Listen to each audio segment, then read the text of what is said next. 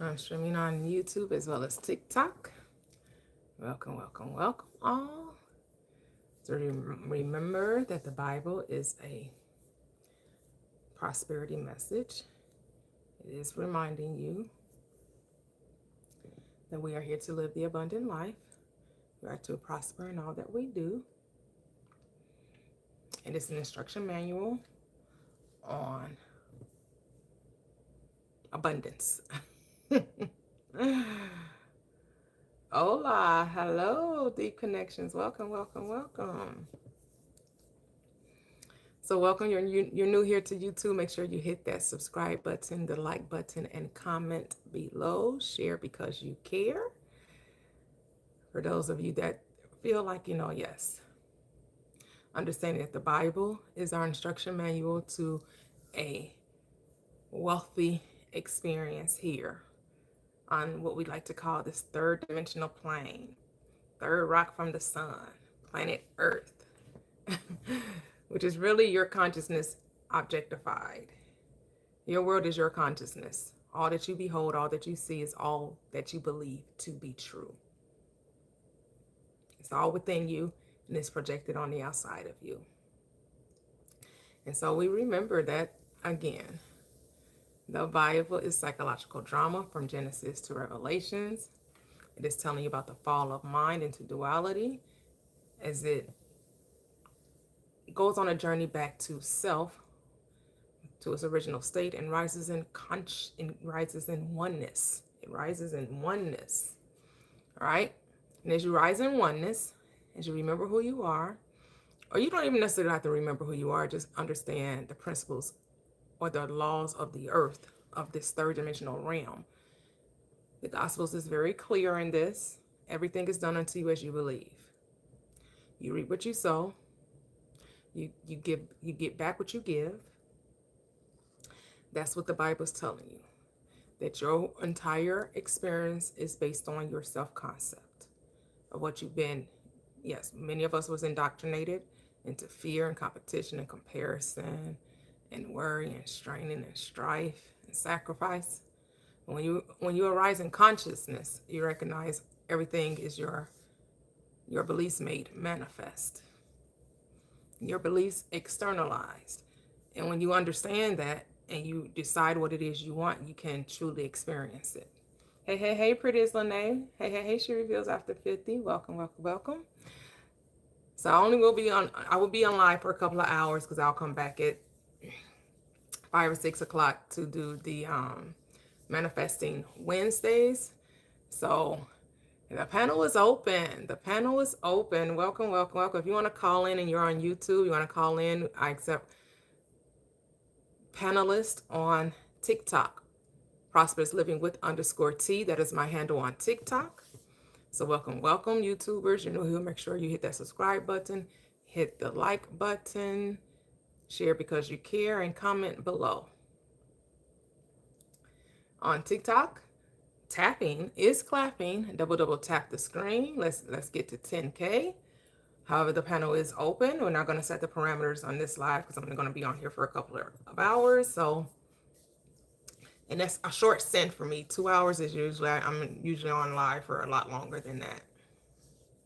And as we discuss the scriptures on the screen, Proverbs 10 and 22, Deuteronomy 8 and 18, they're reminding you that it is your right to prosper. It is your right to have a wealthy experience here, whatever that means to you. Wealth, success, prosperity is defined differently. No people necessarily agree on what that is, and you get to define the terms and conditions to your prosperous experience. Hey, Nico, welcome, welcome, welcome. I'm great. Thank you. How are you? Welcome, welcome all. Welcome, welcome, welcome. As we talk about prosperous living the abundant life, understanding that God wants you rich, you are here to experience the joys of life, the ease of life, the flow of life. All right? Letting go of the struggle, letting go of the strain, letting go of the indoctrination that held you down and imprisoned your mind to temptation, trials, and tribulation. Right? You're here to free your mind so you can actualize your desires, so you can have your dreams come true, whatever they are for you. Right? Understanding that you got to just make a decision. Don't be double-minded. Stay committed and allow it to show up for you. This world is very beautiful. It's a very amazing. It's a great time to be alive. We're seeing many people actualize their desires on this third dimensional plane. And what I've realized is that those who recognize or realize their desires is when they have focus, tunnel vision. They're not concerned about what another person's doing, how another person's grass is growing. They're minding their own business. They're getting clarity about their own purpose, and they're very intentional with their thoughts and with their actions.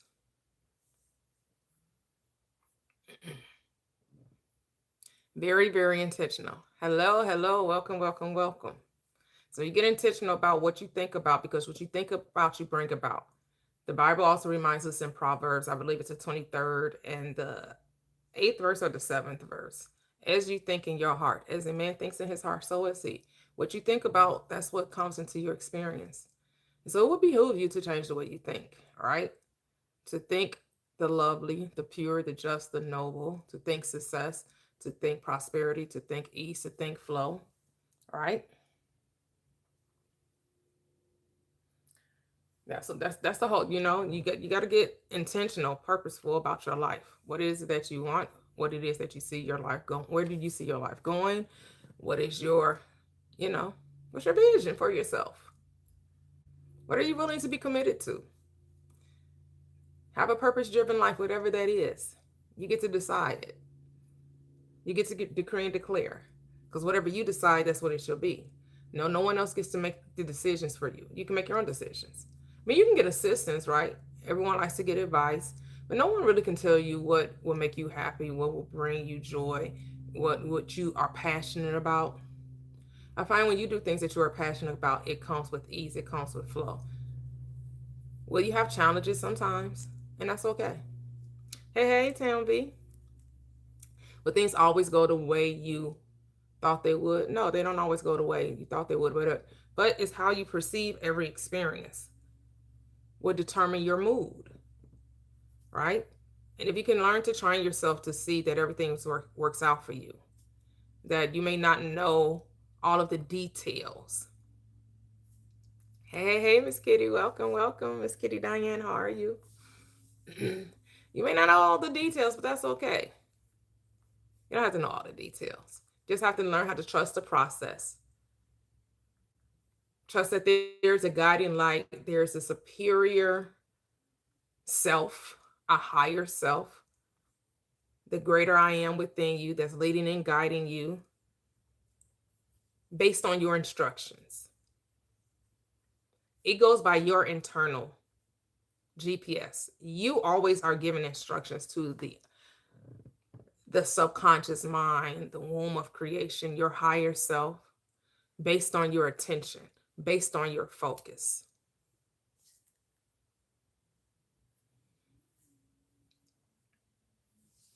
All right.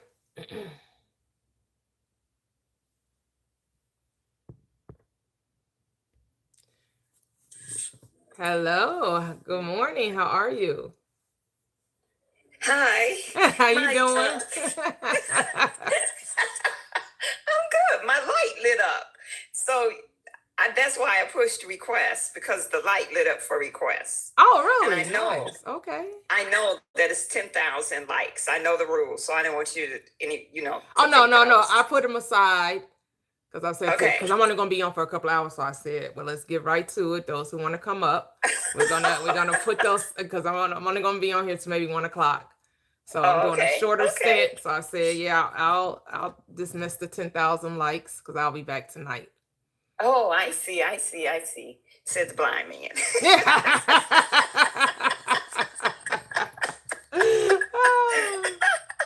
Okay, well, I'm just gonna mute myself.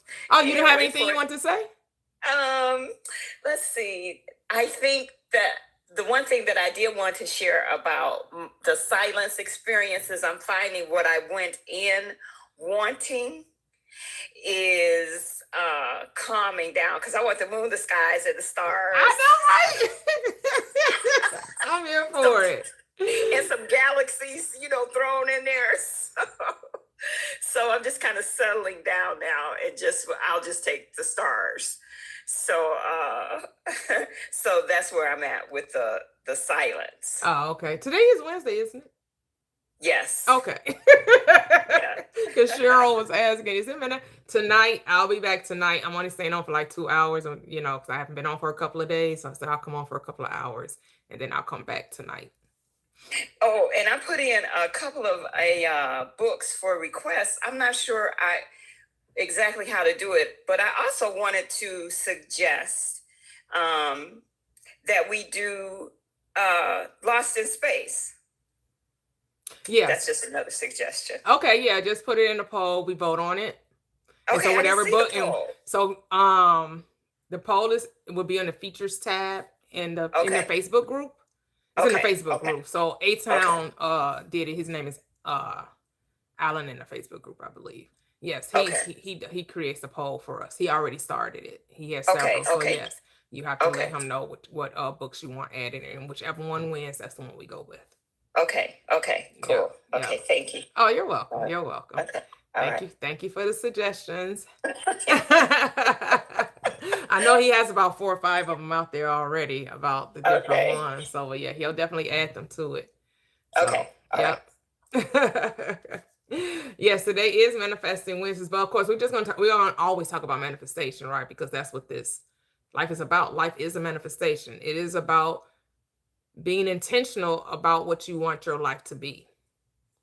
And so that's the name of the game. The name of the game is increasing awareness of who you are and then realizing your aims and goals in life. That's really it. We want it to be more. We want it to be deeper. But really, that's really the whole purpose of this experience. It's for the experience and to come increasingly aware of who you are, which you are the I am, you are the power, you are the source, right?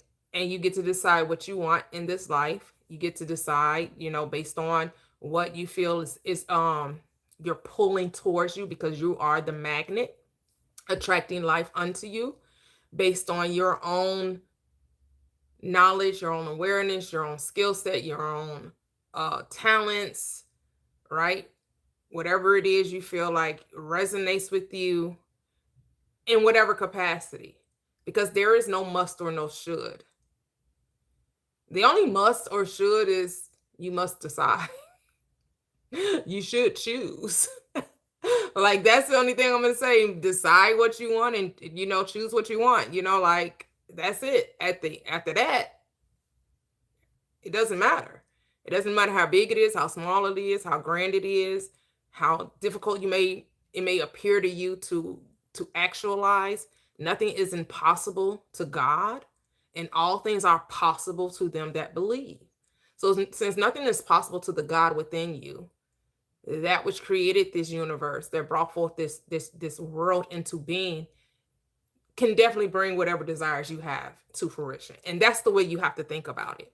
You have to see that which formed you in your mother's womb and didn't need assistance from anything outside of you, that which brought forth the stars, the moons, the sky, the planets, put them and set them in alignment, surely is able to bring about whatever you desire on this third dimensional plane.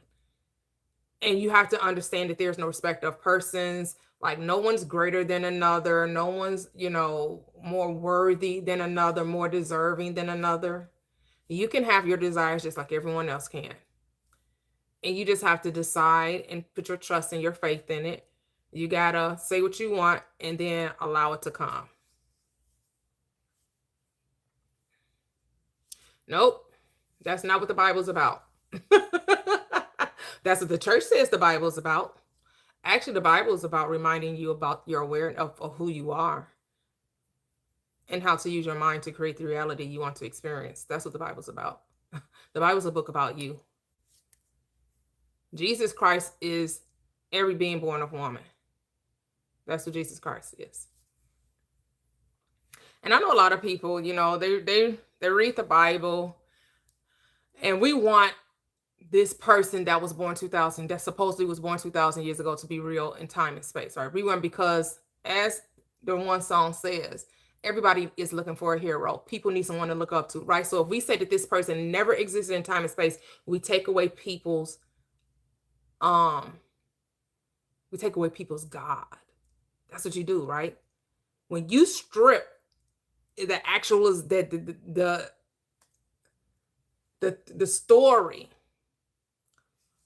or the theory, because we have no proof that this person existed in time and space, you strip people from looking to something outside of them for guidance, and people don't want to don't want to let that go, because we got to say, well, of course that person, it had to happen. It happens every day. That this person described in scripture is telling you about every being born of woman.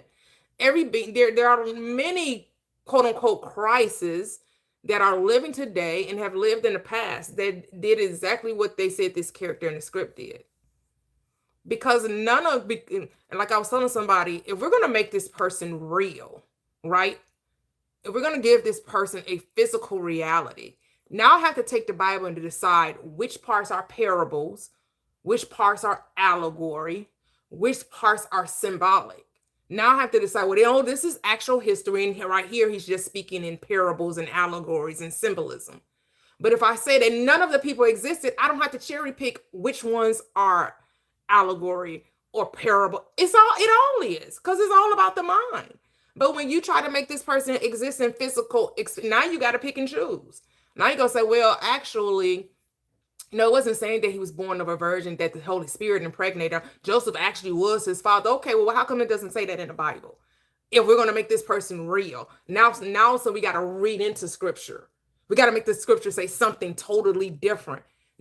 Because if you're taking it from a historical lens, if you're going to take it from a historical lens, now you got to say, well, even though it says she was impregnated by the Holy Spirit, actually, the name was Yeshua, and actually Joseph was actually the father, and he actually got married to Mary Magdalene. He actually had children.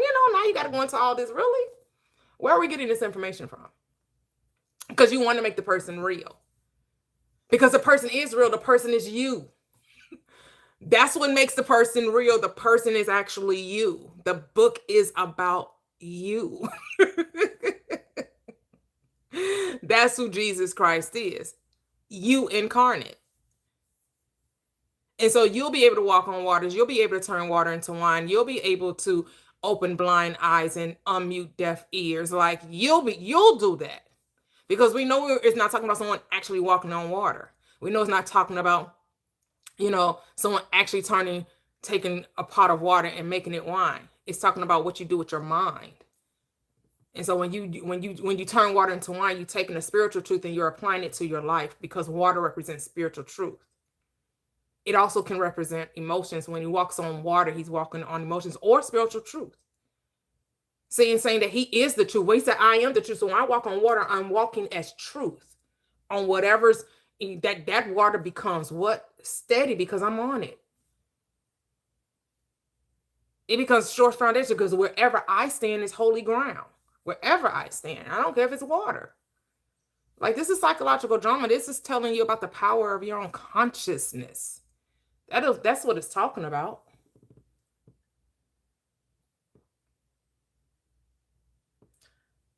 Hey, Nico. No, I don't do one-on-ones.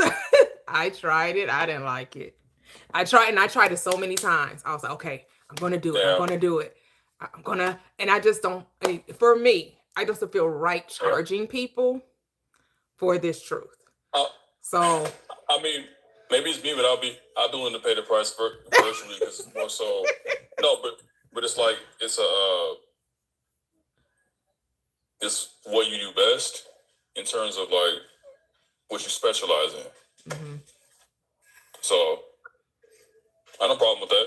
Yeah. And since you've been doing it for a long time, since you studied it,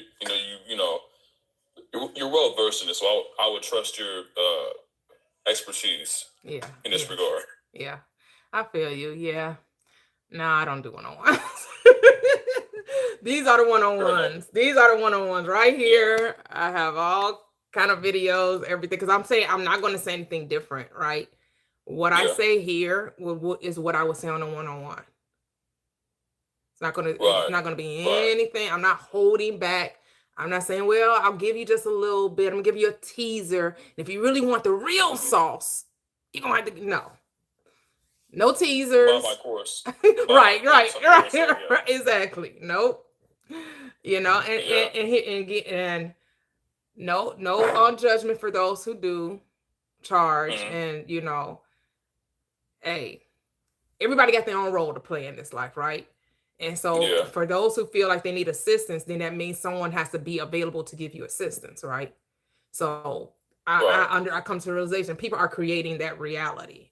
It's just not a part of my reality. Yeah. I get it. Yeah. I get it. Yeah. Yeah.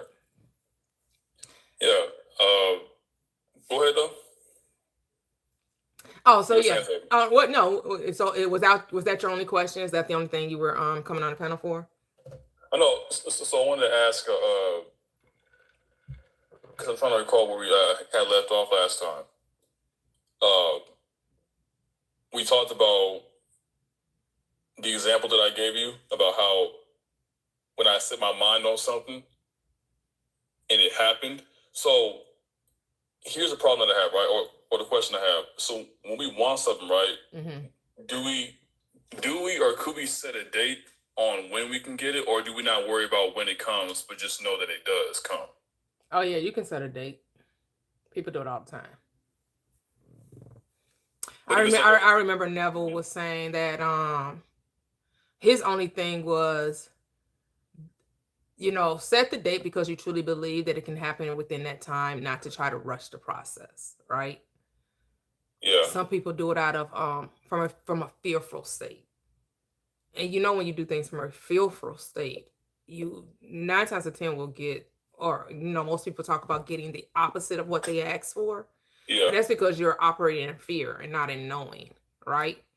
Because if we say time is an illusion, then there's only now. So the thing that you're asking for already exists. So it's about, do you trust that it already exists? Well, yes, you can create the reality that, I want it by next Friday. So then you have to assume within your mind it's next Friday, right now. Assume that now is Friday, right? Because you're saying you have it now. It's not a later thing, it's a now thing. It's a now reality. Like we know what Fridays feel like. A lot of people get paid on Fridays, right? It's the last day before the weekend, before you don't have to go to work. A lot of people can, just like with a Sunday, some people can make, we always say that, "Oh, today feels like a Sunday," because it's just like, hey, nothing's going on. It just seems so, so easy. So, right. So you can get in that mood, that state, to create the reality that the thing you desire is the day that you claim it. What about long-term goals? Like, huge, massive goals, life goals. Do you still use that same mindset? And if so, how do you use that for, bigger life goals? Are you saying like a time frame? Like what? Like, oh, I want to purchase a house and I want to purchase it within a year. Or I want to sell a million records. I'm an artist, creator. Okay. I'm a designer, whatnot. So it's like I'm very artsy and very, creative and whatnot. So it's like I have certain goals set for myself, as in, being big, being known, being the greatest at what I do. I'm also a guitar player, so it's like I want to be the greatest at that. Okay. So how would I embody that, or how would I bring about that into my life now? Okay. And not worry about time if time is an illusion. Does that kind of make sense? Yeah. Because I am the greatest guitar player. So whenever you speak about it, you're not speaking about a future realization. Whenever you speak of yourself, regardless of who you're talking to, whether you're talking to yourself or you're talking to others, like, I'm the best. Like, who the greatest guitar player after myself? Let me see. Right? Who's in your top 5 as the greatest guitar players after myself? I would say Prince, whoever you deem as a great guitar or bass player, right? You would always put yourself first, right? When you speak of yourself. when you're playing for, if you see yourself collabing with other artists that you feel like it will be really a great collaboration, like see yourself doing Yeah. that in your mind, right? And it's not necessarily Yeah. what you say to others, what's most important is what you say to yourself. Yourself, yeah. Cause like I had a thing to where like I will idolize people that I respect so much, where it's like I idolize them so much instead of idolizing myself more. So I can appreciate and respect who they are, what they did, because I like people like Jimi Hendrix. That's like my main Okay. inspiration of music. I love Jimmy. I love Prince, Eric Clapton, Stevie Ray Vaughan, BB King. All the greats. I love them, but it's like we're in a different time period now, to where it's like I have the advantage because I have what they didn't have back then. Okay. So it's like I want to embrace and fully embody that, because it's like not just to like shit on them, because like I love and I respect them to death. I love them, right? But it's like eventually the teacher or the master gets eclipsed or gets surpassed. And even Michael Jackson said records are meant to be broken. Mm-hmm. Yeah. So I always live by that. Yep. Yep. So here's the thing: you're embodying it now. You're the person that says that I'm the greatest. I've shattered all the records that were before me. So what do you want the world to say of you? Because they'll say whatever you say. So who do you say that you are? Well, I'm the person that did all these things. Well, then now be it, right? Regardless of who's seeing you, regardless of what accolades are being thrown your way, be that now. Don't wait until you get discovered or until you get the 1 million people or the 500,000 people. Be it now. Act as though you're already playing in front of tens of thousands, hundreds of thousands of people now. Act as though you're already collabing with the greats or whatever it is that you see yourself as being. Be it now. That's how you embody it. It's what you say within yourself and make it real to you. So what does that look like? And allow your mind to expand that in consciousness. Not try to force what it would look like. But as you're meditating quietly and you're envisioning, which means you're talking to yourself about it. And some people envision in pictures and some people envision in words. You get to decide. Some people do both. And let that be real to you. Because it's about the naturalness of the thing. Does it seem, Right. Is this your new normal? Right. Right. And so I kind of like when it comes to visualization, Mm-hmm. I kind of have like I sometimes kind of have a problem to where I'm trying to hold on to it, like the thought or the visualization of it, Mm-hmm. then just kind of fades. Then it'll come back, then it'll fade. But I'm trying to hold on to that image, or that visualization. That kind of makes sense. Mm-hmm. Mm-hmm. Like it'll come back, then it'll fade, come back, and fade away. So it'll do a back and forth type of thing. And I'm trying to hold on to that vision. Like I really want to feel it and embody it to where like, because like for the longest I've been in like, I guess, survival mode, you could say. Okay. And I think that hinders that a little bit because my body expects, rage and chaos, right? It doesn't know what peace is, or it doesn't recall what peace is. So it's like, how do I get back into that state where my body knows, okay, it's okay to feel better. It's okay to feel different. It's okay to receive. Because it's not like I don't believe in myself, because I do. Mm-hmm. But it's like I want my body to also feel the same way too. I want my body to catch up to that mindset or that feeling. That kind of makes sense a little bit. Yeah, it does. It naturally does. Here's the thing. Once you get it in consciousness, which means once you get it in your mind, the body will naturally follow. Just don't try to force or try to make it so, right? That's why you want to be in that Yeah. relaxed state, in that easy state. Yes, because the body is going through a transformation period, right? Because yes, if it has been trained to fear, scarcity, impossibility, and now you're telling it, no, this is the direction we're going to go. We're going to be at ease. Well, that's the Yeah. training. You have to train it, right? Which means you have to do it all the Yeah. time. It can't be like, I said it one time, but it isn't working. Well, you didn't learn fear and doubt just by thinking it one time. It was a practice, regardless if Right. you were aware of it or not. We were indoctrinated with fear, with skepticism, Yeah. with fear, with right. That's how we were indoctrinated. So now you're telling the body it's safe, it is secure, right? The more you talk to it and then you release it, which means you go your way in peace. You're not trying to figure out, well, how's the body gonna feel this? How's the body gonna? It's going to naturally do it.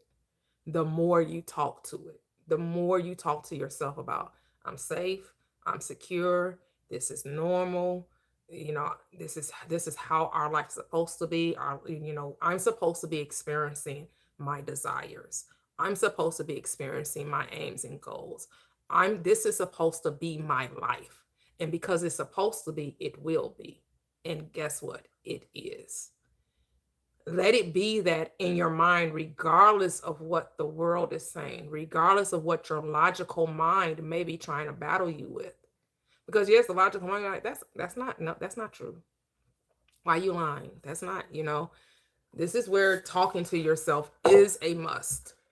You have to retrain, renew your mind to success in the ease and flow of success, and know that it has its own way of manifesting. It has its own time element. And like I said, time is only about process.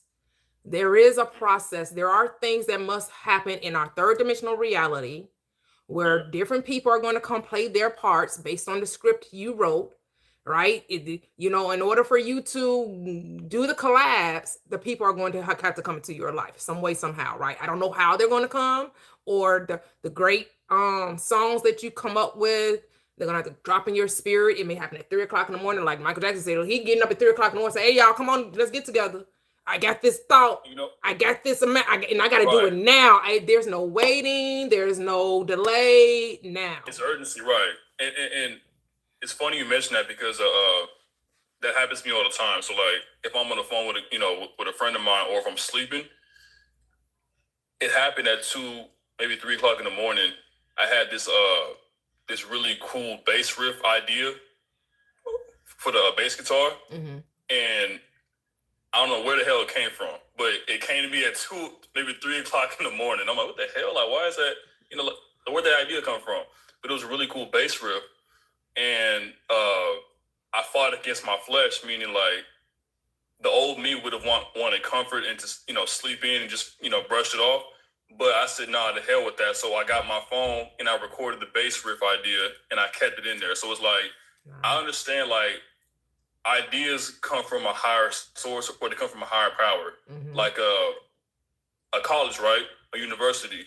It's a study of universal ideas, or the study of ideas. And so, and I learned that ideas are also, they're not always original. Even if you get an idea, somebody else already had a way of expressing that idea differently, but it's only new and original to you because it came to you. Right. And you're expressing it differently because we all live different lives. So it's like, I appreciate ideas to the fullest. Yeah. I never throw away any idea. Like if I'm singing and humming, I'm record that, use that for later. Or I got a bass riff idea, okay, let me add that too. So I don't throw away no ideas. Because I could be the one. You never know what, like which one that could be. Yeah. So yeah, that's it. Yeah, but I think the only thing you have to stop doing is saying you're like making your embodiment a future reality. Make your embodiment a present moment. Right. right? Not I'm going to feel this way when. Feel it now. There's no time like the present. The only moment you will ever have is now. So what does Right. that, what does that look like? Right? And sometimes we don't always can't see it, and that's okay. So just say what it is, even if you can't see it. That's what the scripture says. Blessed are those who believe and have not yet seen, right? Because your words are the creator. So even if you can't visualize it, if you can say it, that's enough. If you can Well, that's all. speak the Yeah. life you want, you're working with divine intelligence. Again, it brought forth this universe. It can definitely bring forth your desires because it gave it to you. Like the gift is from you to you. It's from your higher self to your lower self. The higher self is, I want to experience this through you. And all you And have to do is accept it as a gift. And what is a gift? It's freely given, it's never earned. And so you have to get out of the mindset that you have Right. to earn it and you have to do something to make it so. No, it's already so. Well, the crazy part, so you said something that was interesting, right? So you just said that we can speak it into fruition or existence, right? Even if we're not able to visualize it completely. So what I do is when I write a song or when I have an idea, because I understand that there's power in words, right? Whether we're making a song or not, it's still, you're still sending out a frequency or a vibration to a higher source to reflect, back upon you. Mhm. So I'll say God in the universe / my higher self. I am this, or I declare this. So the more songs that I make like that, my mind or my subconscious will have no choice but to say, well, okay, damn it, he's right. It'll have no choice but to conform, because like the more you do something, the more that it becomes, right? Or the more that it happens. So my mind will have no choice but to say, you know what? Okay, let's do it. Yep. So it'll take some training, but training doesn't mean impossible, or hard doesn't mean impossible. It just means a certain level of extremity, if that makes sense. Yeah, because here's the thing: it only takes one time to do it, right? It only takes you saying it once. The trick is once you speak the thing you want, is not to speak against it. This is why we say repetition, because a lot of people have the tendency to say what they want and then backtrack or backpedal or speak in opposition to it. So that's really the self mastery. Is once you make a decision, there are no other options. There's no other option but greatness for you, right? There's no other option other than shattering all of the records, right? There's nothing, I'm the greatest to ever do this. I'm the greatest guitar player known to man. I'm the greatest. And so there can be no other options. Like that's the goal. That's the aim. I am. And I'm not going to deviate from that desire, regardless of obstacles, regardless of the way in which the manifestation is to come. I'm not going to draw back from that. Yeah, and I'm addicted to saying I am, because the more that you say I am, God, or whoever you may believe in, or whatever you may believe in, God, the universe, or your higher self, if you will, it'll have no choice but to reflect back what you just said. Mm-hmm. Yeah. It'll say, okay, damn, okay. He keeps repeating this, so I have no choice but to give him that. Because God in the universe loves giving. He doesn't, like, God in the universe doesn't have a lack of anything. It has an infinite abundance or an infinite amount of whatever it is you desire. Right? But life had us thinking there's not enough to go around. There's more than enough going around. Mm-hmm. It's just the wrong people that have the power over it, I would say. Yep. That's it. So I am streaming on YouTube as well. And so I am, filtering my comments and, and some of the regulars are here. Welcome to YouTubers. If you're new here, make sure you hit that subscribe button and you hit that like button and that share button. Welcome, Black Cat. How are you? I don't know if Bright Drews is still in the chat. They said, hi, I have been watching you for the third time as your live appeared on my feed. Just want to know, what did you preach because I'm kind of pulled differently in my understanding of your messages. Right. So I preach that the Bible preach. I share that the Bible Right. is all about you. Okay, welcome, welcome, welcome. I'm not a prosperity preacher. Prosperity preachers desire money from you. I'm not asking anyone for money. Prosperity preachers teach that in order to be blessed of God, you have to pay God. You have to sow a seed of faith, and your Right. seed of faith is money. And so I know that God is your own wonderful human imagination, and the only thing it requires is your attention. That is the true currency in this third dimensional reality. And the Bible is Right. reminding you of that. That the true currency is attention. Whatever you give your attention to, you will bring forth into your experience. I take the Bible as not historical facts, but psychological truth. Right. And so I know, I understand this message is No not one- for everyone. It's not going to resonate with everyone, and I'm okay with that because I'm not here to convince anyone. I'm not here to convert. I'm not here to proselytize. I'm not here to I'm here knowing, because I applied it to my life. I know that what we think about, we bring about. I tested it and proved it, so I know it's true. This isn't, guessing. I'm not here. This is not a cliche. It's no manipulation. I don't need I need anything from anybody. I live a very good life. I live a very amazing life. And so I don't need to convince or try to get people to see it from my perspective. This message is for those who are ready to live an abundant life, to prosper in all that they do, and want to loose the confines of imprisonment of their own fears, doubts, and limitations. How do you feel about quantum leaping or quantum jumping? I mean, yeah, it happens. People quantum leap into things they're not ready for all the time. Quantum leap happens, right? A lot of people, when they experience the windfall of blessings that they're not ready to receive, there's an overwhelming. But here's the thing, I say so. I think it's better to get the thing and then figure it out than to never understand that you can have it all.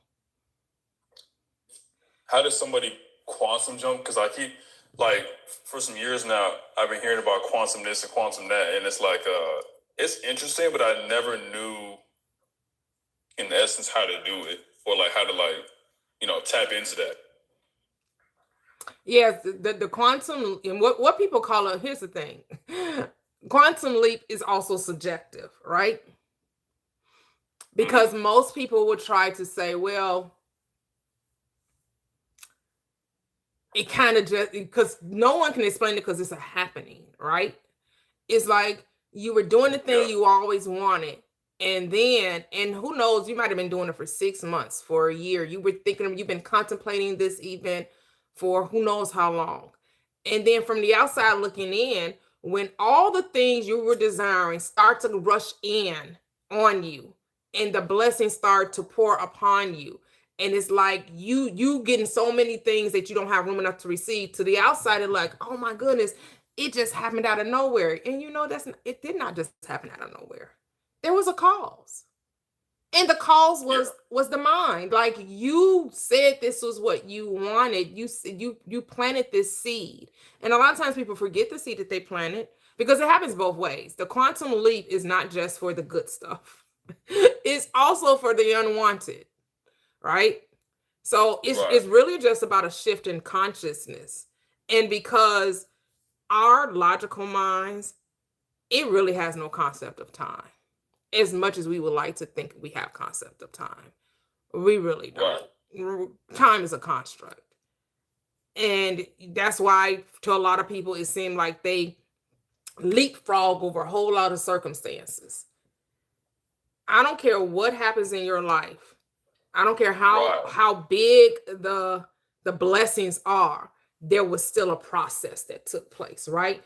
I don't care if you start getting, oh my goodness, I'm just getting all kind of deals, music deals. This person want to work with me. This person want to work with me. Oh my goodness. Now, streaming 10 million, 10 million songs or 2 million downloads or whatever, you will feel like this is just like something grand happening to you. It still took a process. It still took, and I forget what I saw from what they saw. It's kind of like the avalanche that happens, right?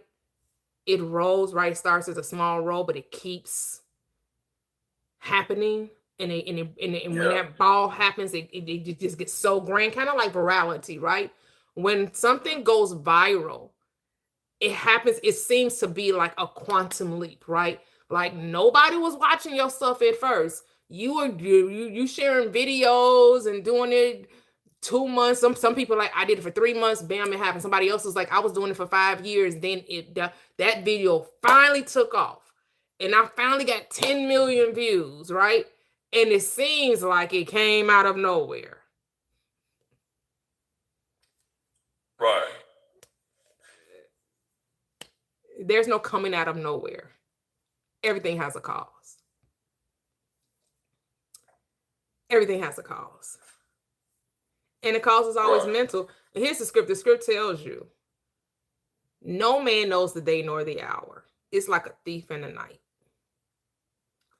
It can just come at the most unexpected time.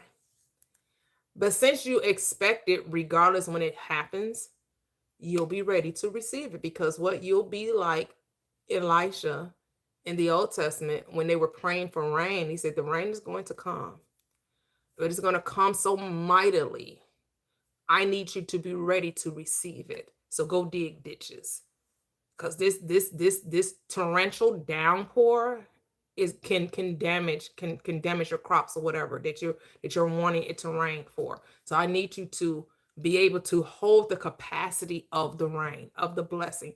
So I need you to dig your ditches. A lot of people don't dig ditches though. A lot of people, when their blessings finally rain upon them, the thing that they have been asking for, when it finally comes, many people are not able to hold the capacity of it. But that's okay. There's no condemnation there. But you want to be ready. So that, because some people do lose their minds. We're not going to say they're good. We know some people do lose they get these blessings, they get the stardom, they get the fame, they get the celebrity. And some people can't handle the pressure. Some people, so some people fall to doing drugs and doing all kind of things. Some people, unalive themselves, right? Because the pressure was just too great. It was just, because a lot of times you think you want all of this focus and adulation. That's why you want to prepare your mind. Okay, it's already happening. What does that mean to have millions of people watching you, picking you apart, seeing every little thing you do? What does that mean for you? Right. Because when you want celebrity and stardom, that means everybody has an opinion about what you're doing. And when it comes to celebrity and stardom, you want to know who you are. So then the opinions, whether they're to idolize you, congratulate you, or they're there to condemn you and judge you from a negative place, it does not matter to you, because you were never doing it for someone else's validation. Right. That part. Yep. So the main takeaway from this is more so just keep thinking of it. Oh, I didn't hear you. Say that again. You're breaking up. But I'm saying the main takeaway is more so seeing yourself receiving that, but not knowing when the time is going to come for you to receive that.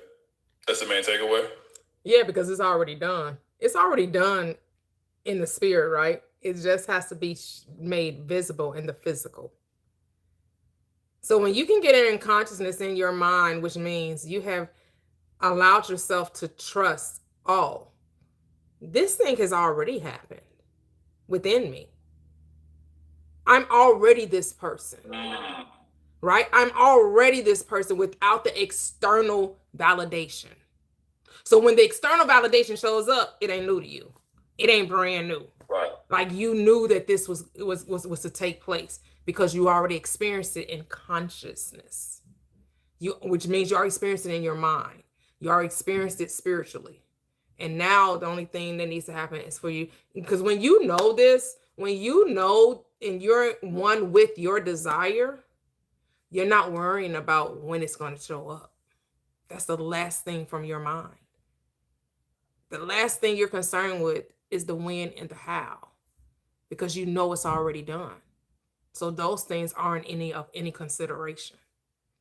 So that's why time doesn't exist, because it's already happened simultaneously. Yep. Mm. But since we live in the physical, the third dimensional realm, as Neville Goddard says, time beats slow, but we only call it time because we're unaware of the process. Because there is no time, there's only process, which is what we call time. That's what really helped me out, because I used to be this time, but why do we call it time? What is it? What are we really saying, though? What we're really saying that everything takes a process. It's going to take someone to get into touch with you, right? However they get in touch with you. It's going to have them thinking that they originated the idea to collab with you, to buy your music, to enjoy your music, to love your music. But you had already set that in motion. The moment you decided that it was. And then to validate what you said, to confirm your words, these things must take place. And it happens in a natural, normal way, regardless of the speed of it, right? Regardless of how quickly everything's in, like everything just seemed to be happening. Like, oh my goodness, this is taking like this. I'm going here. It's like a whirlwind. You're right. Some people talk about, oh, it's a whirlwind. Yeah, man, I met this person. I'm going to this show, and I got this show booked, and I got that show booked, and I'm already lined up for 6 months out. Or I'm already lined up for a year out. People want to work with me, and and I'm already booked up for the whole year. Oh my, right? Because things just happening. And it was like an avalanche. It's like a viral moment. It just kept happening. But you're not surprised. I mean, you may be surprised physically, like logically, but spiritually, you already knew this because you already experienced it in the spirit.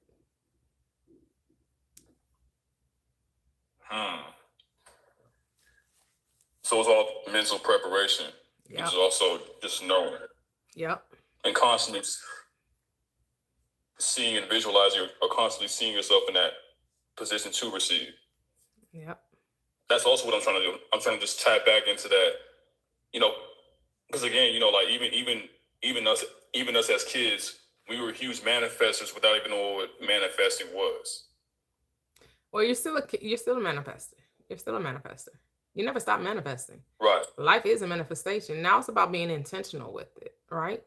A lot of times we're unconsciously doing it because we didn't recognize that we didn't see that the correlation between our thoughts and our experiences. But once you have that realization, oh, I can determine my experience by my thoughts, game on. But that's how it always was. It was always you were determining you just didn't realize it because you were kind of on this loop of keep experiencing the same thing over and over again, and you didn't know why you were keep experiencing the same. It may have been different situations, but it was the same thing. Life is hard. Life is a struggle. I gotta sacrifice. I gotta compete. I gotta come. And these situations just kept happening, and it's like every time I tried to go 2 steps ahead, I went 3 steps back. Right, that whole push and pull. Until you recognize, oh, the reason why these things happen because it's the way I think. Right. Gotcha. Yep. Thank you for that. Oh, you're welcome. Thank you. Thank you. I always enjoy the conversation. Thank you. Hello, hello. Welcome, welcome, welcome, welcome all. Welcome YouTubers and TikTokers. Make sure you hit that subscribe button on YouTube and the follow button on TikTok. You find that this knowledge, this truth resonates with you. And it's not about what I say, it's about what you believe, right? It's never about what anyone else says to you. It's all about what you believe to be true, whatever you're accepting. And this is what has to be brought to light. That it's your acceptance of a thing that wills the experience of that thing. It's your acceptance. And what's your acceptance? Your attention to it, your acknowledgement of it, regardless if you're aware of it or not. Regardless if you recognize that you accepted it. You'll know you accepted it when you experience it. You can't experience something you didn't accept as true. Right. That part. Good afternoon, Mia. Hello, darling. How are you? I'm only going to be on here till like 1 o'clock. So double. Oh, we are 10K, y'all. We reached the 10K. Look at that. All right, let's get to 20K. Double tap the screen. I'm only going to be here for a short while because I'm coming back tonight. But I did want to just remind ourselves, talk about the prosperity gospel. I still may even use this background to remind us that manifestation is an actualization of our attention to a thing. That's what manifestation is. It is the actualization of our attention to a thing, whether it be good, bad, or ugly. Regardless of what our attention is, it produces after its own kind. So it's what you're talking about, what you're entertaining, what you're consenting to, what you're judging and condemning. All of that is your consent, is your choice. You're choosing in that moment when you judge a thing, when you condemn a thing, when you celebrate and praise a thing, when you acknowledge a thing, when you give something your attention, you're deciding to draw it to you, to make it part of your reality. Oh, you're welcome, Nico. Thank you. I definitely enjoyed the conversation. And so now you have to decide, what are you going to give your attention? And be intentional about what you give your attention to.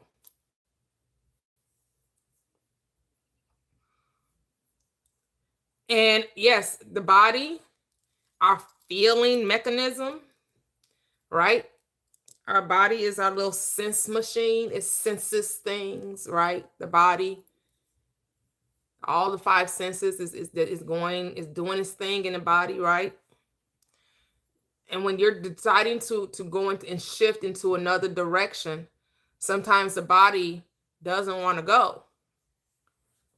And so that's why you have Jesus riding the colt, right? He said, go get me a colt that has never been ridden and bring it here. Tell him that your master has need of it, right? And he rides that colt, that beast of burden, mastered that body, right? Because once you master the mind, you master the body. So you have to master the mind. You got to discipline those 12 disciples. You got to discipline those 12 faculties of mind. And how do you do that? You have to talk to yourself. You have to decide, right? You have to spend time with yourself. You have to meditate upon this law. That's what the Bible tells you. You got to meditate on it. What is meditation? Communing with thy own self upon thy bed and what? Being still.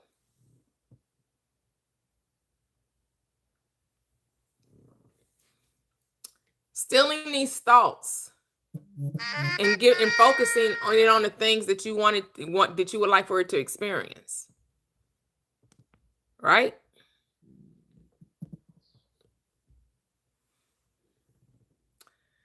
Hello, love. Welcome back. How are you? Oh, good. What's up with you? Oh, everything is everything. It's always great. So you made any money today? Did I what? Make any money? Oh, I make money all the time. I make money in my Uh, sleep. that's good. If they could pay us for how much we sleep, we could make millions. I know, right? Right? Yeah. All you have But to I do have many is, sources of income. that's cool. Yep. Hmm. What about you? You make money? You make money today? No, I didn't make nothing today, but I'm hoping to make some in the future. Oh, why you putting it in the future? I got some stuff since I'm reading. I got to read some stuff. Gotcha. Okay. There's cryptocurrency and stuff like that. So I got to read what they call white papers. Oh, These are you're papers into the that- crypto? Yeah, Yeah. yeah. Let me not. Let me Crypto. not. Let me not. No, no. You know, a lot of people think crypto is a pyramid scheme. No, it's not. They use it with AI and blockchain technology and metaverse. That's what crypto will be used for. The new web is called Web 3. That's the new internet. That's what's going to happen in the future. So I just work on that. Mm. Mhm. Okay. Just, Okay. just invest in companies that do biotechnology and stuff like that. So just hoping for the future, you know. Oh, okay. Okay. Yeah. I'm not messing with the crypto. Mhm. I heard about crypto like back in 2011, 2012. That's when I Yeah, first heard about crypto. if you would have invested in Bitcoin back then, you could be a millionaire or billionaire right now. Yeah, Even that's what if they you, say. How many billionaires are from crypto? Name me one. Who's a billionaire from crypto? CZ, Who was that? Who? that's the CEO of crypto. Of Oh yeah, the Bitcoin. people that actually own it, who got people to Yeah. send their money to them. Oh yeah, the ones that started it. I'm talking about someone who actually doesn't own the stock, own it though. I'm talking about someone like you and I that just went in and invested their money and they're billionaires. Yeah, of course, if I started crypto and I got millions of people to send me their pension plan and their 401k plan and got some invest in some virtual money that they can possibly forget their password to get into, I would be a billionaire because all the money is funneled to me. Because here's the thing. This is and again, to each his own. People do whatever they want to do with their money. I looked into crypto because I was considering investing in it. But when I would watch documentaries, and this is back in 2011, 2012, I'm like, okay, I need to understand it. What is the purpose of it? What is it doing? And the three or four, the two or three, well, not four, but I watched at least two or three documentaries about it, about where it came from, what was the purpose of it, why should I invest in it, and its pitch was, well, we're different than the banks, and the banks are going to screw you, so you should invest in us. That's not a good reason. That's not a good reason. I'm sorry. You're going to have to tell me, because telling me that this is bad, so that makes this good, is not a good pitch. And I was like, what? Like, and then you get documentaries of people that started these crypto, and a few of them are in jail. A lot of them were taking advantage. A lot of people lost their savings because it sounded like a get rich quick scheme. Not saying that it all is, but it gets its value from the American dollar while you're telling me the dollar is bad. So that's the part I can't understand. You're telling me the dollar is bad. It's wrong. Right. It's not going to hold value. But guess what? You get your value as a crypto or a cryptocurrency owner. Should I tell you about the white paper? Did you read any of those? What's the white paper? Yeah. The white paper explains what the technology is being used for and why and how it's being used. Yeah, my thing is, can I buy anything with crypto? Don't I have to cash it in to American money? Don't I have to cash it in for the dollar?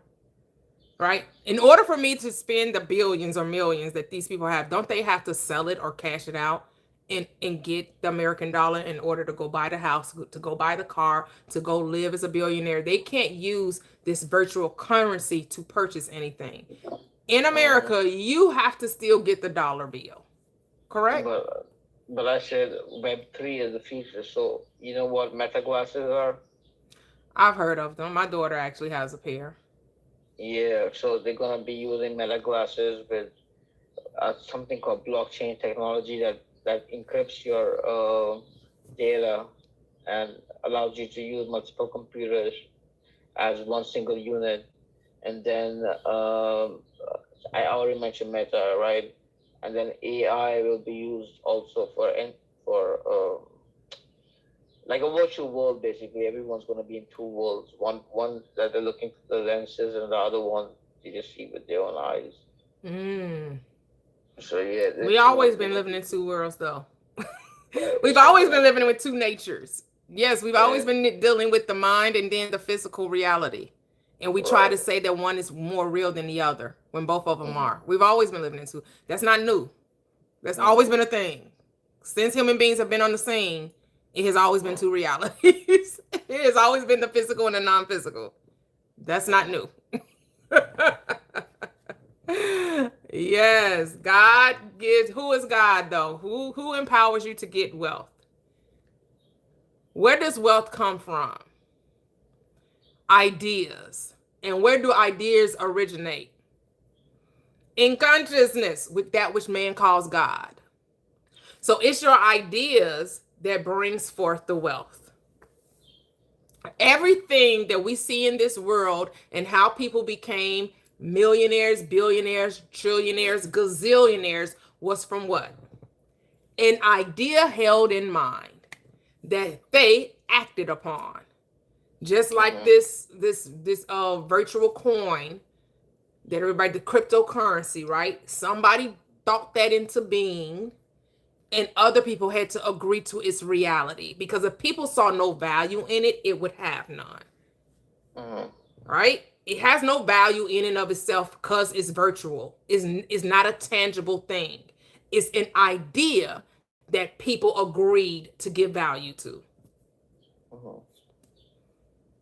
Think your money, right? Yeah, but you needed your physical money in order to give this.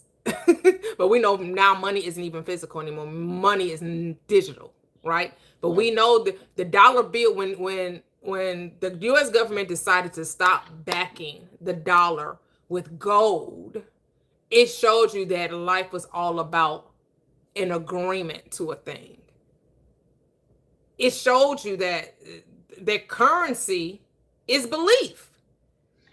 Because the only reason why the dollar bill has its value is because we believe it does. The only reason cryptocurrency has any value is because people believe that it does. Without belief, the shit falls down. Well, like I said, we have a white paper. You can read those, and it will explain what technology can be used for and how and why. So you don't have to research, go to some documentaries to understand that. You have to read the source, and that's the white paper. So biotechnology, which is going to be, CZ said he's going to invest in biotechnology. So I would just follow CZ and see what he's investing in. No, I'm going to follow my own mind. I'm going to, if I decide to invest on this because there is an epiphany I had within myself to do it. I'm not going to do it because someone else told me I should. Every decision that I make will be based on my own intuition. It will not be based on because someone else said this is a good idea. Have you no, that's what the white paper is about. They explain to you why it's a good idea. Okay, yeah. I'm sure the white paper, who wrote the white paper? Who wrote it? Who wrote the white paper? Is it the person that came up with crypto? No. Is it the originator? Okay. Who where does the white paper come from? And it's trying to convince me that I should invest in crypto? No, it will just tell you what the companies are using this new technology called blockchain. Like I explained it before. They're gonna explain to you why these technologies are being used and how they're being used and when they will be used and stuff like that. So you get an idea of what you're investing in. So Interesting. Okay. Yeah. I mean, I think they should just make it simple. They should just tell people what it's for. I shouldn't have to. Right. Just make it known. That they tell Yeah. My thing is, I'm not. I get it. People want wealth, and they think they have to chase it. I don't think you have to chase wealth. I think that The thing that you resonate with, you will, and you shouldn't have to be convinced of it. So If you have to agree me, with if that? I have to be persuaded and convinced to do a thing, that's trying too hard. That's not something that I need to give Do you my agree attention that to. Do you agree that the devil has the most money in the world? Who has the most money? The devil. I don't believe in devils. Who's the devil? The devil. Who's the devil? The one that drags you to hell. The one that who? Drags you to hell. You heard me the first time. Why you gonna No, I ask me? didn't hear you the first time. I just told you I don't believe in devils, so and I don't believe in hell. So Is my speech that bad? there's no devil taking anyone to hell. Not in my reality. Well, that's what you gotta be saved from. That's what God is there for, is to take you away from the devil. No, if he didn't That's want me why to have, God- if he wanted to take me away from the devil, he would just destroy the devil. Clearly, God don't have a problem with the devil being on the scene, because if he did, he would just destroy the devil. Case closed. Then there would be no excuse of temptation or leading you away from God or tempting you away from God. The devil It's would a- just, but for some reason, God in the Christian narrative keeps this devil hanging around. Why? Why does, if God hates evil so much and hates the devil so much, why is he letting this devil run rampant and wreak all kind of havoc with the apple of his eye, which is human beings? Mhm. So Interesting. okay, you're right. But Interesting. you see, how can I explain this?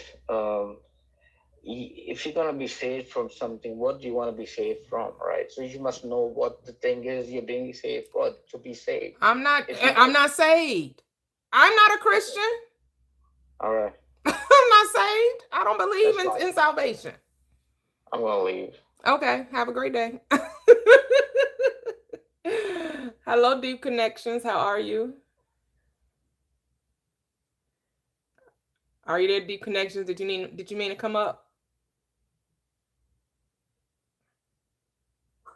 No, ma'am, I did not. I am so sorry. Oh, that's okay. That's okay. No problem.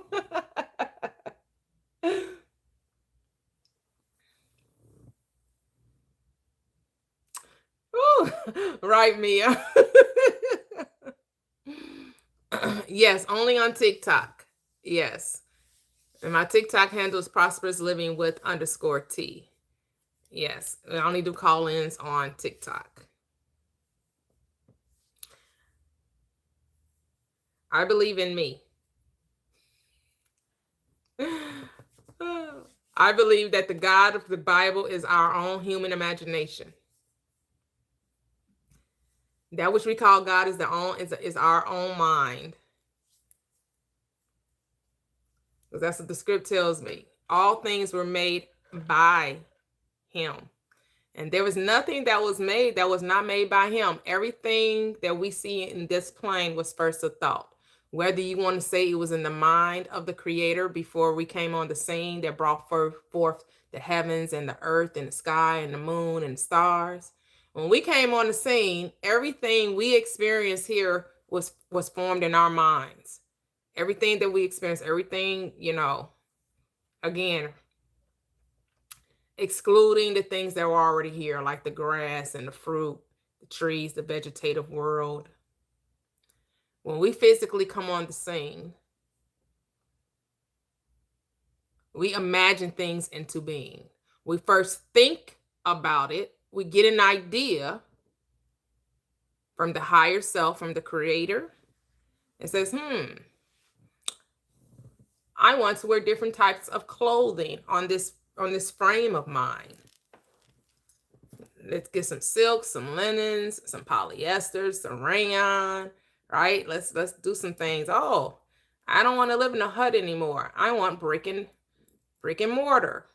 I'm tired of walking and using horse and buggy. Let's make a car.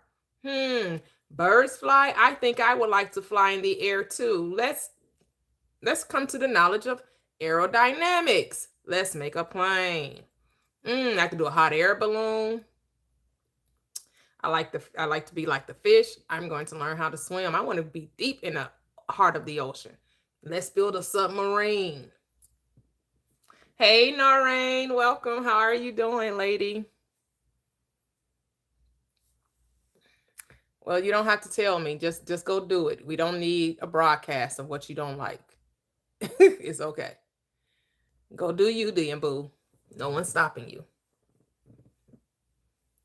So we understand that the Bible is psychological truth. It is reminding you of your power, of your ability to bring forth your thoughts into form.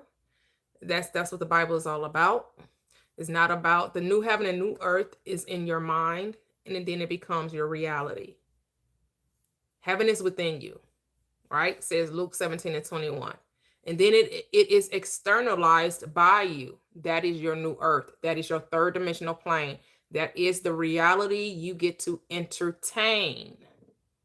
You're entertaining a reality that you created unknowingly or knowingly, unconsciously or consciously, right? So you come to the realization, oh, my thoughts are very powerful. That life and death are in the power of my tongue. Because I love it, I shall eat the fruit thereof. So what am I speaking? Because that's what I'm creating. What am I giving my attention to? That's what I'm experiencing. And you can prove it to yourself. You can decide to do something different, to give your attention to something different.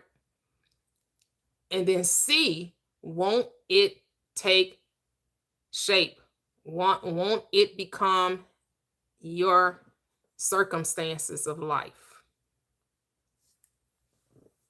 So just a reminder, we started on June 20th, going into the silence for 21 days.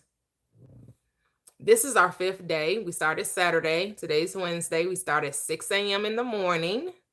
And we go into the silence of our own mind, 5 minutes of focused thought on our desired outcomes, our desires, right? What it is we will want to experience in our life. We're going to experience it in our mind. And then know, because we experience it in our mind, and then we understand that consciousness is the only reality, we know we must experience it in real time. We must experience it in our third dimensional reality. That's what's projected in the mind will be projected on the screen of space.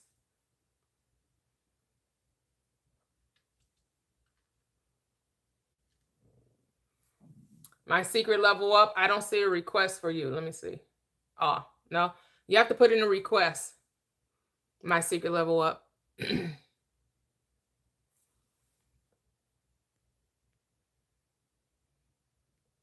It can't infect Christianity. No one's coming to churches teaching New Age. Sorry. And New Age is in New Age, but no one's coming to the church to teach this. It cannot infect Christianity. Believe me, Christianity is still doing its thing. No one, you don't have to worry about it. No one's coming to church to tell you guys to stop believing in your Jesus. Nothing is infecting Christianity. Sorry. The people that leave Christianity is because they chose to leave. Maybe Christianity just wasn't working for them.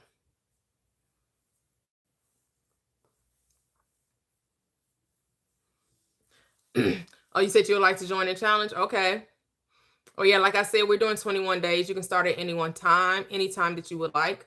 Our 21 days started June 10th and June 20th, and we're going through July 10th. 5 minutes a day, 6 a.m. in the morning, a minimum of 5 minutes. And you're going to get relaxed. You're going to go into your own mind. You're going to focus your own mind, and you're going to decide what it is that you want. And it can be anything. No, nothing's too big, nothing too small, nothing is too insignificant. No, 6 a.m., whatever time zone you're in. I understand everybody's in different time zones. So it's whatever 6 a.m. for your time zone. Because there are people like in Australia, there are people in Europe, there are people all over the United States. Some are in the Caribbean, some are in Africa. So wherever your 6 a.m. is, because I know for me, 6 a.m. Central Time is going to be, who knows what that will be for someone else in a different, I'm not trying to remember all the time zones. Yes, we're doing it individually because it's whatever you desire, all right? And since we know time is a construct, if we say 6 a.m., if I'm doing it at 6 a.m. and you're doing it at 6 a.m., it's still happening at 6 a.m., right? Regardless of time zone, right? As a collective, we all decided we're going to do it at 6 a.m. And we're going to take that 5 minutes to focus our thought on our desired end, whatever it is. You want more money, you want health, you want to use that time to manifest for a loved one or someone you heard about their desires, and you would like to use that time lovingly on behalf of another. You'd get to do whatever you want to do with your time with that 5 minutes as you focus your thought and you imagine that it's already a done deal. Not how you're going to get it, not when it's going to happen, not who's going to play a part. Your end is where you begin. The end is you already have it. So that's the point of contact that you're making within your own mind, that you already have what it is you're desiring. And like I said, to others, if you're into the vision board thing, get your vision board. If you're you're a visualizing type of person, do your visualization. If you're a scripting type of person, you like to journal, after your 5 minutes,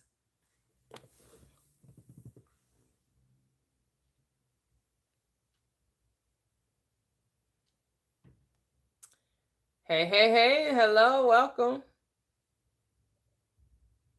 Hey, hi, hello, Shalia, welcome.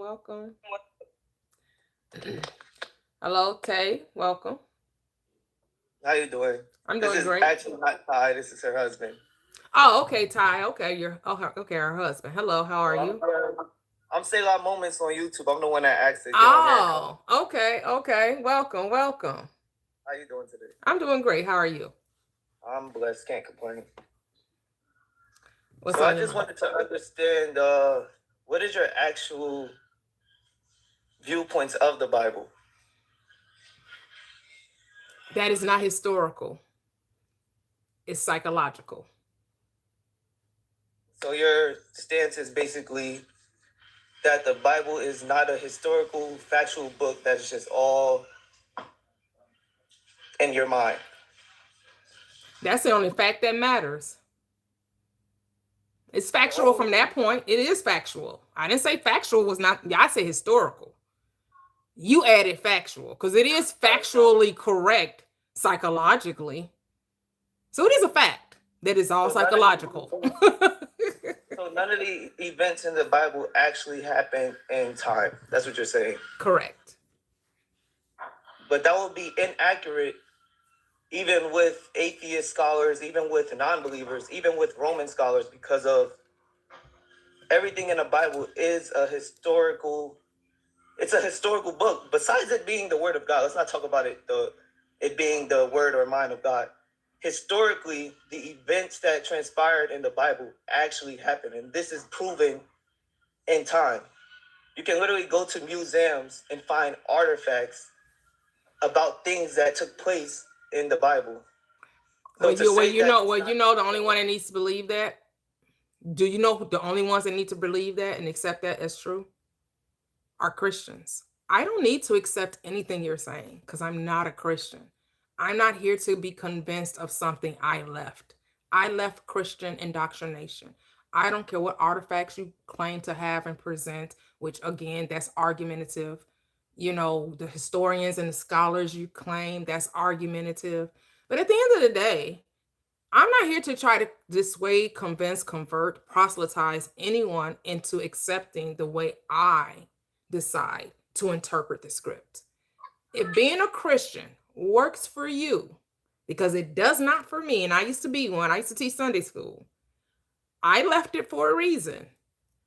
And I'm not here to argue over someone's beliefs. I'm not required to believe any of those things ever happened because I'm not a Christian.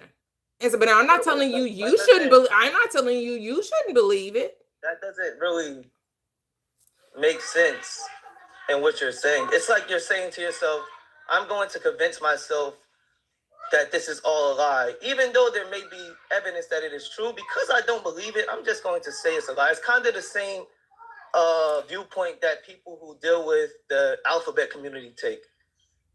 I understand that I'm a man, but I don't want to believe it. I'm going to say I'm a woman because I just don't want to believe that I'm biologically a male.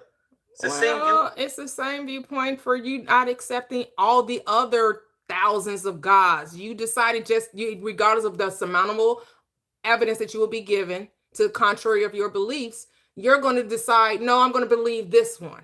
I'm not going to believe in Greek mythology. I'm not going to believe in Buddhism and Hinduism. I'm not going to accept Islam or Judaism. I'm going to accept Christianity as the one and true religion.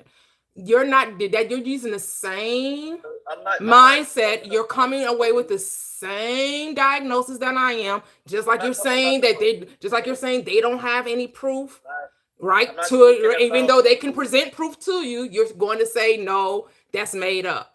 Even though people will give you historical evidence, you are still going to decide. Here's the thing: you can't talk with me because I let you say what you said, and then we can't talk at the same time, though.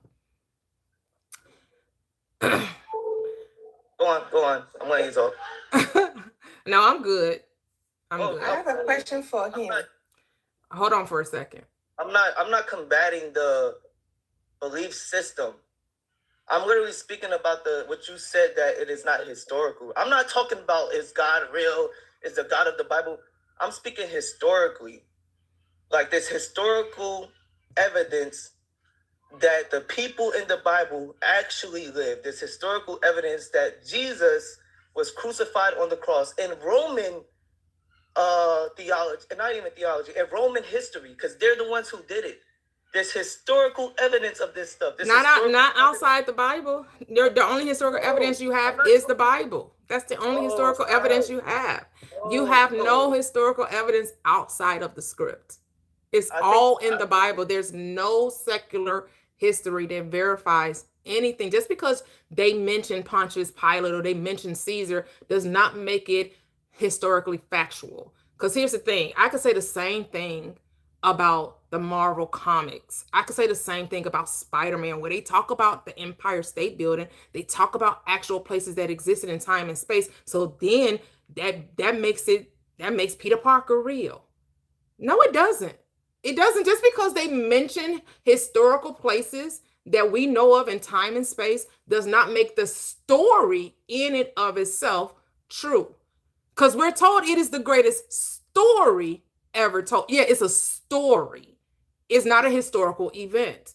And yes, because they use words like Pharaoh, where pharaohs had names. They're just giving us a title and saying, oh, this Pharaoh decided not to let the Israelites. What Pharaoh? Which Pharaoh? What Pharaoh didn't let them leave? Since Pharaoh's supposed to be such a great part of this story, can you tell us which Pharaoh kept them from leaving, and that God sent all of these pestilence and all of these different judgments upon them? Like, it's too ambiguous.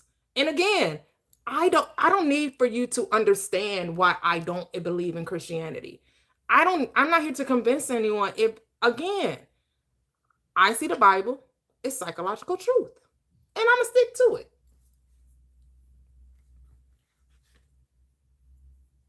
This is not a debate live. I'm not here to oppose Christian narrative. I'm not here to go side by side and get into this scholarly conversation about what's the historical, because I listen to people that do that. I've listened to, and there are plenty of platforms on here that will go back and forth with you about the historical inaccuracies of the script. But I'm not here to do that. The only problem that I have with that statement saying you're not here to do that is it's kind of reverse psychology. Because if I say the Bible is a prosperity gospel, or the Bible is just psychological warfare, and you can manipulate these things to be your truth, but it's not actual historical truth, the only kind of people that I'm going to attract is either people who agree with me or people that disagree with me, which is automatically going to create a debate platform. And then to say like, oh, but I'm not here to debate, it's kind of You are here to debate because you're creating this platform talking about a belief system that is the number one belief system in America. You're going to mostly attract. Every time I scroll on YouTube, the most people talking are people that are Christians. You'll say your truths, you'll say your piece, and then you'll say, "But I'm not here to debate." But no, you are here to debate. You're just you're here to debate. You want to debate your stance because you want to defend Christianity. Because you know what you could do when you see platforms like that? Scroll on by. You don't have to engage with them. But someone wants to ask you a question. Go ahead, I am. I think she have answered her own question, so I'm good. Because I was about to ask her that, so is Jesus too historical or he's real? But I think he have answered her own question, so I'm good. Oh, okay. Let me let you guys know. This is my wife's page. So you see a female's face, but I'm talking because it's my wife's page. It's not male with a female face or a female with a no. It's my wife's page, guys. But all right, that's all I want. That was my piece. You're automatically going to create No, I'm not. No, I'm not going to automatically create that. Not all Christians come up to debate like yourself. Not all Christians do. I've talked to plenty of Christians, and some of them do come to have a conversation. Some of them do. So everyone is not here to argue their stance or defend their stance in their belief. Not everybody does that. Apparently, you think because you want to debate your stance on Christianity, you assume everybody does. But no. The Bible's not just for Christians. And this is what the awareness and awakening comes to, realization that you don't get to own the Bible. Anybody can use the Bible. And it's the entitlement of the Christian mindset to try to tell people who has the right to take what it says and apply it to their life. And they think that only Christians have the right to do that. And if you say anything in opposition to Christianity, all of a sudden it's considered that you're here to argue and debate your stance. No, you want to argue and debate your stance. You wanted to tell me how wrong I was in my stance. But if you're looking to argue about historical inaccuracies, there are plenty of platforms that are ripe and ready to go to battle with you.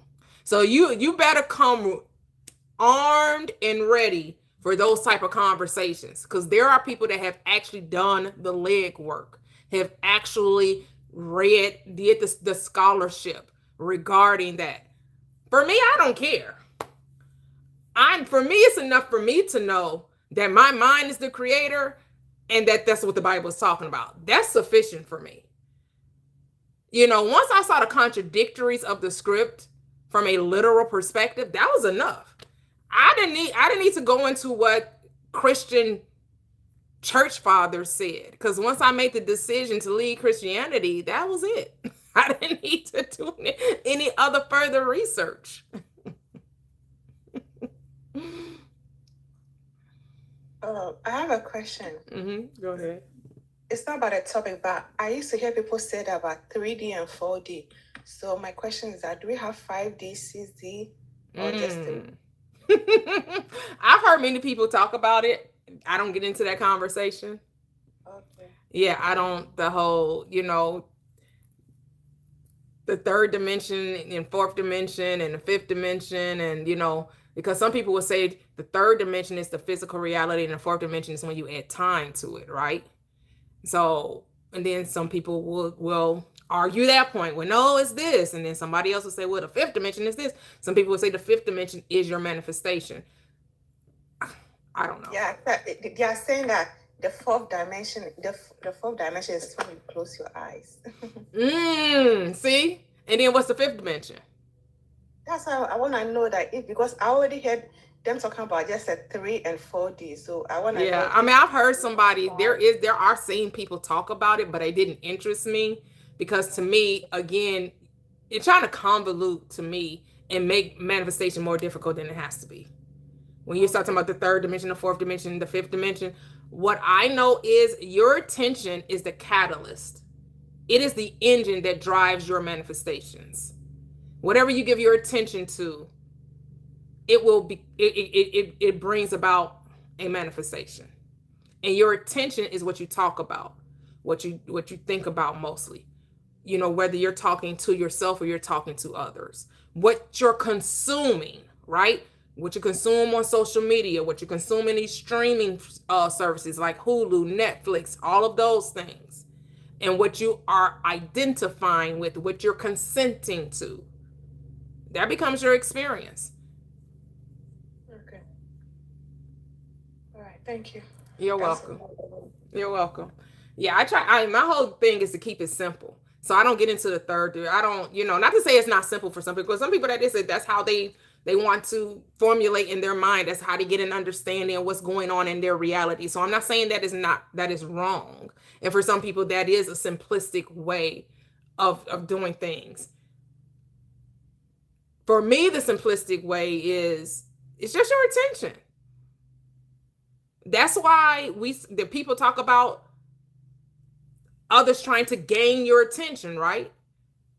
We're an attention-based society. And we really know this through our social media platforms. The social media platforms, right, are showing you that that attention is your true currency. Oh, so our attention. Okay, so our A-Town attention- is saying 5D is your highest form. And how do we know that? Who says that? How about your highest form is the only form and everything else is the projection of it? Everything is a projection of the higher form. Everything is projection of thought, which is the highest form.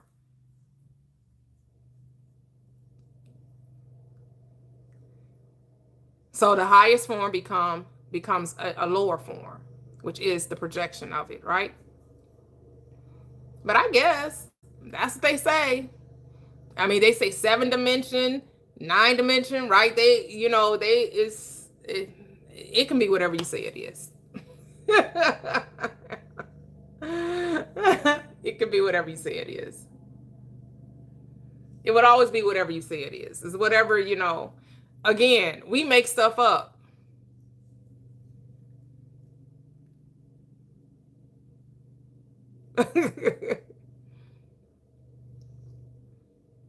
Oh, yes, Black Cat Seminary. Reflect to the world your ways and not what was given to you, which drives sleep mode. Because here's the thing, everything is you. Everything is you. Everything is you. Everything. I am everything and everything is I am.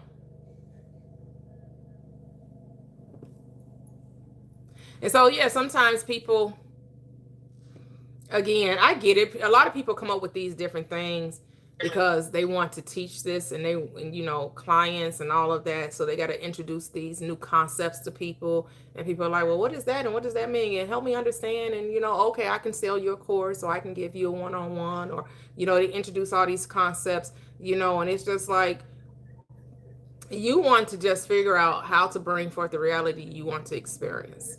And the only way you're going to know this is you just have to test and prove it to yourself. Decide what you want and then let it happen. Don't do anything to make it so. And that's how you come to find out. You come to find out by deciding what you want and then doing nothing to make it so. Because you can't make it so anyway. And you'll save yourself a lot of headache and a lot of disappointment. Hello, Todd. Welcome. Thank you.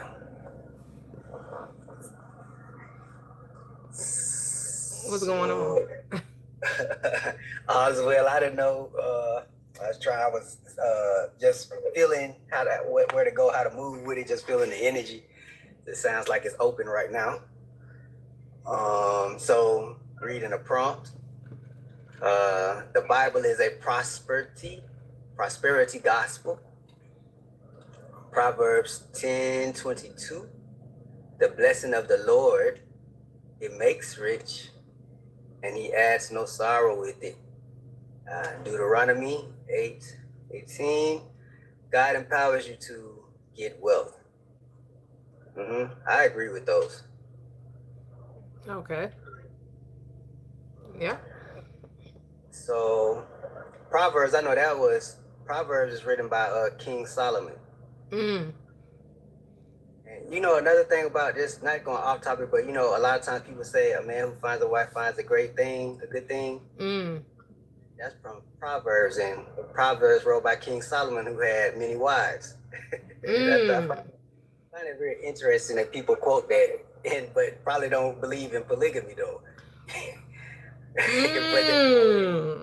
See, I don't see that. I don't see that Solomon ever existed, but okay. I don't see that there was ever a man that had 700 wives and 300 concubines. But okay. No, that's symbolism. Right. I just saying. And the wife, and the finding a wife finds a good thing. Finding your wisdom. That's the wife. It's not talking about a female and marrying her. Oh, so why would it's about this because the Bible is hidden in language. So why would you think they would use the term wife instead of just using wisdom? Because they said that he was a wise man. So why would they change? Yeah, man, wise mind. Man is mind. The wife is the subconscious mind, the womb of creation. It's the wisdom. Right. Wisdom creates. So I'm asking, like, why would they use the word wife instead of using the proper word? But it burned confusion because on one point they say that he's wise, so they didn't have a problem stating wisdom accompanied with it. But then when it's saying the wife, they don't use the word wise. It's now as a fear to use the word wise, I would say. Yeah. That's a great question. But it's just like, you know how we talk when we use slang, right? And we use metaphors and like, why didn't you just say what, and like, oh, you look real fresh. Why didn't you just say I look good? Because I wanted to say fresh. Because you understand what I'm saying in my language, right? And that's a baddie. She bad? What you mean she a baddie? Why didn't you say she was beautiful to you? Because I like to use the slang that we use in this culture. Because that's how I talk. Right? When somebody said, oh, they were shooting a bull. Were they actually shooting a bull? Or they're sitting down having a conversation? So I guess it would be based off of each person's articulation of the slang, right? Because it's like our slang now. If you come to Alabama, I'm from Alabama, so we got a different type of slang from up north. Yep. Yet, if you bring 5 Alabamians together and ask them to articulate the slang terminology, you're gonna get two different. You're gonna get different definitions of it, even though they collectively know it. But if a person is trying to learn it and go off the definement of 5 different people, they're gonna give 5 different definitions on the same term. So it's like, how do you really connect, even when the proper speakers of it don't even articulate it, don't define it to the person, to the student that's learning? It'll still bring confusion. Well, the script tells you that the letter, what? The letter does what? The letter? The letter of the Bible. The letter kills, but the spirit gives life. So people that read the Bible from a literal perspective, it kills, it destroys, it brings confusion and judgment and condemnation. But those who read it from a spiritual place, it brings understanding, knowledge, wisdom, unity, correction. So would you say to that then, with the invention of language, like, we could make sounds and talk to each other before we had a written language system of alphabet.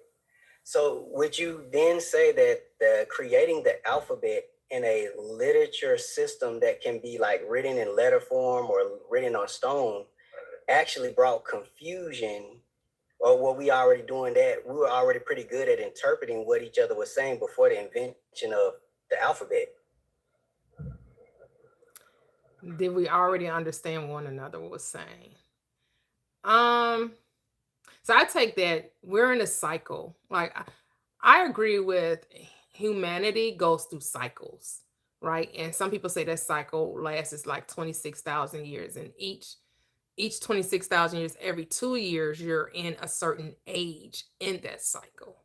So, like during the time of Jesus, right, that 2,000 year period was considered what? The Piscean age. Well, now we're in the age of Aquarius. We're still in that cycle, though, that 26,000 year cycle, but we're in the age of Aquarius where now it's not about the outer, it's about the inner. See, the Piscean age, even though Jesus represented bringing forth the truth was still hidden. It was still hidden in earthen vessels, said Paul. That treasure was hidden from the masses. Only a very few people were aware of that knowledge of what the Bible, that it was all metaphors and symbolism, because it is a layered or codex in scriptures. It is coded text. And those who transcribed, transliterated, knew exactly what they were doing, keeping the words veiled. But it's only veiled to the literal minded. It's not veiled to those who are aware. So with that being said, it makes me think that maybe the world was already the reason why they had to put it that way is because majority was able to sense it. Because why else would it be decoded like that if it's in its natural form, it's already accessible? Seems like people were there. This was an attempt to blind the masses in order to decode it. Because I don't know, it's like if everybody know where your house is, and then all of a sudden you don't want people to know where you're located, then you're gonna scramble that information and put it in different vocabulary so that people wouldn't know, because naturally they would already know. So it's like, it's kind of giving the imprint to me that the people majority were aware, and this was an attempt to hide that information for, I guess, the next fewer generations that come, because they were already sensitive to the knowledge anyway. Yeah, and then understand the psychology of the mind, right? Because the Bible is just one of many books that they used to indoctrinate people, right? Yes, we talk about the Bible because we're in the West, but you got certain places all over the world that are very high, are atheistic countries that do not allow their citizens to read these different texts. And definitely, if they're going to read them, they're not going to take them as historical text.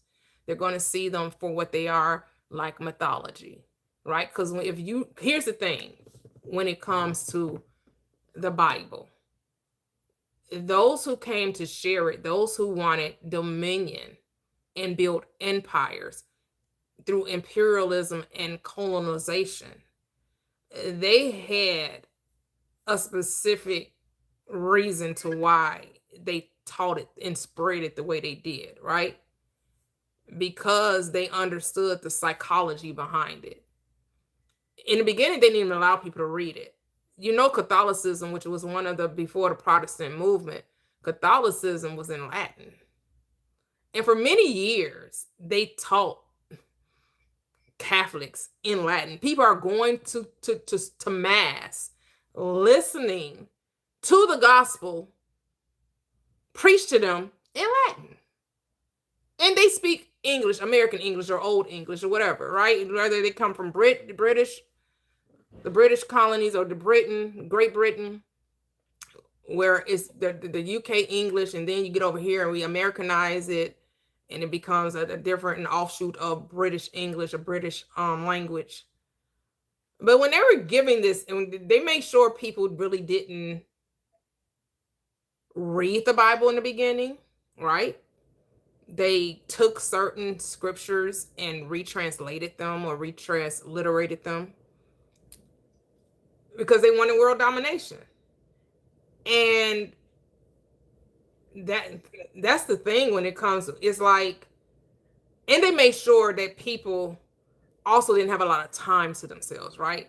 So if you're given, like people like when we talk about enslavement or people that, didn't have the leisure or the luxury of going to school or learning how to read, right?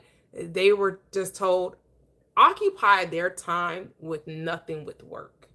Don't give them any time to like dream bigger, go within. Their whole mind, they're working 16, 20 hours a day. No need, and if you do get off on Sundays, we'll give you the book, but we're going to tell you what's in it. We're not going to actually let you read the book. We're going to tell you what's in the book. And so, and even when they start to allow people to read it, what did they do? Well, let's form colleges, seminary schools, theologian schools, and we're still going to tell them how they should interpret this script. We're still going to tell them you can't give it to the people as is given to you. You have to tell them to contextualize it. You have to tell them that, because they get to know the truth when they go to theologian school and seminary school. Then now they're told the actual truth of how the scripts came to be, how it was compiled and how it should be taught, and that you cannot take it. It was never meant to be taken at face value, but you can't tell the people that. You got to tell the people this is what it's saying. And when they try to challenge what they're reading, you have to excommunicate them.